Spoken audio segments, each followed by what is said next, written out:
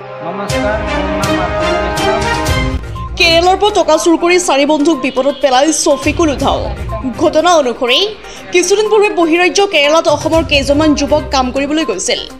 তাত মইৰাবাৰী, লাহৰীঘাট, বুঢ়াগাঁও আদি অঞ্চলৰ 4জন যুৱকে চিনাকি হৈ একেলগে কাম কৰি আছিল।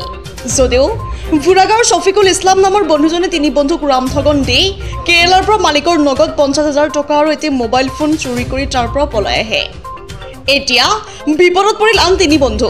কেৰেলাৰ মালিকে আন 3জনকে হেঁচা প্ৰয়োগ কৰি টকা আদায় কৰিবলৈ কৈ আছে, নহ'লে ছফিকুলক উলিয়াই আনিবলৈ দিবলৈ কৈছে। উপায়হীন হৈ এই 3জনে কেৰেলাৰ পালাঘাট থানাত এজাহাৰ দাখিল কৰে। যদিও ছফিকুলৰ কোনো সন্ধান পোৱা নাই। অৱশেষত সংবাদ মাধ্যমৰ যোগেদি কাটৰ আহ্বান জনাইছে। ছফিকুলৰ সন্ধান পালে আৰক্ষীৰ হাতত গতাই দি তাৰ পৰা টকা আৰু মোবাইল ফোন উদ্ধাৰ কৰি 3জন যুৱকক মোকলাই অনাৰ বাবে কেৰেলাত বন্দী হৈ থকা যুৱক 3জনে অনুৰোধ জনাইছে। অসম আৰক্ষী আৰু অসমৰ মুখ্যমন্ত্ৰীৰ সহায় বিচাৰিলে বন্দী হৈ থকা যুৱকে। মইৰাবাৰীৰ পৰা আজাহাৰ আলমৰ ৰিপৰ্ট, ইছা 24x7। নমস্কাৰ, মোৰ নাম আফানুল ইছলাম। মই এতিয়া কেৰেলাত পালাঘাট কাম কৰি আছোঁ।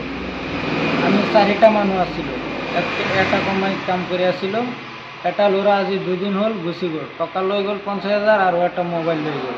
ল'ৰাটোৰ নাম হৈছে ছফিকুল ইছলাম, ঘৰ হৈছে বুঢ়াগাঁও, কপুট্টিমাৰী।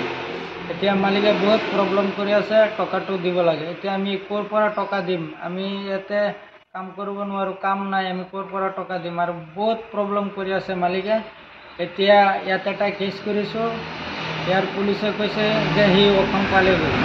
এতিয়া আমি অসমৰ পুলিচক হাত জোৰি ৰিকুৱেষ্ট কৰি আছোঁ যে আমাৰ এই ল'ৰাটোৰ পৰা আমাৰ টকা উদ্ধাৰ কৰি দিয়ক আৰু আমাৰ ইয়াৰ পৰা বচাই লৈ যাওক। আৰু অসমৰ ডক্টৰ হিমন্ত বিশ্ব শৰ্মাক মই অনুৰোধ কৰি আছোঁ যে আমাৰ ইয়াৰ পৰা বচাই লৈ যাওক। বহুত প্ৰব্লেম হৈ আছে ইয়াত।